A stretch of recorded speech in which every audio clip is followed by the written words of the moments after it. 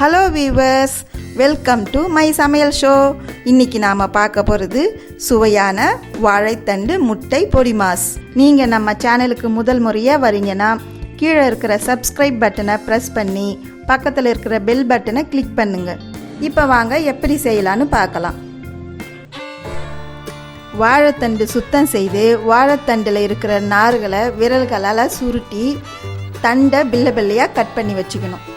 மோரில் இன்னும் அதிகமாக தண்ணி ஊற்றி எக்ஸ்ட்ராவாக வச்சுக்கணும். உப்பு சேர்த்து நல்லா கலக்கிக்கோங்க. தண்ணிக்கு பதிலாக மோர் தண்ணியில் வாழைத்தண்டு சேர்த்தோம்னா வாழைத்தண்டு கருப்பாகாது, வெள்ளையாகவே இருக்கும். அதனால தான் நம்ம மோர் தண்ணி சேர்த்துக்கிறோம். இப்போ வாழைத்தண்டை பொடி பொடியாக தேவையான அளவு நறுக்கிக்கலாம். நறுக்கிய வாழைத்தண்டுகளை மோர் தண்ணியில் சேர்த்து நல்லா கலக்கிக்கோங்க. ஊற வைக்க தேவையில்லை. அடுப்பை மீடியம் ஃப்ளேமில் வச்சுட்டு ஒரு வானலில் 2 ஸ்பூன் எண்ணெய் ஊற்றி கடுகு போட்டுக்கோங்க. அது கூட நறுக்கிய வெங்காயம் கருவேப்பிலையை சேர்த்து நல்லா வதக்கிக்குங்க.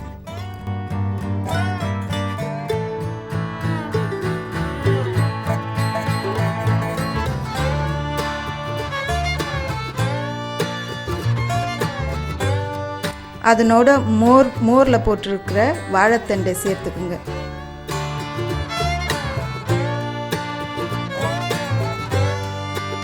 அது கூட 1/2 டீஸ்பூன் மிளகாத்தூள்,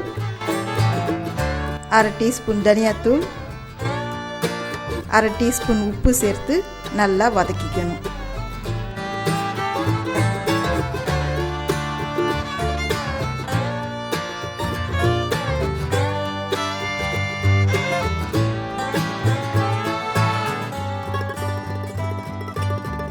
அரை டம்ளர் தண்ணி ஊற்றி எல்லா பொருட்களையும் ஒன்றா சேர்த்து விடுங்க.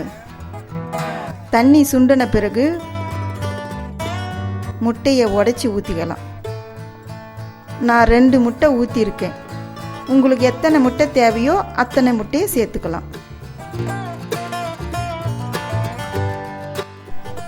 முட்டை நல்லா வறுபடுற வரைக்கும் நல்லா வறுத்துக்கிட்டே இருங்க.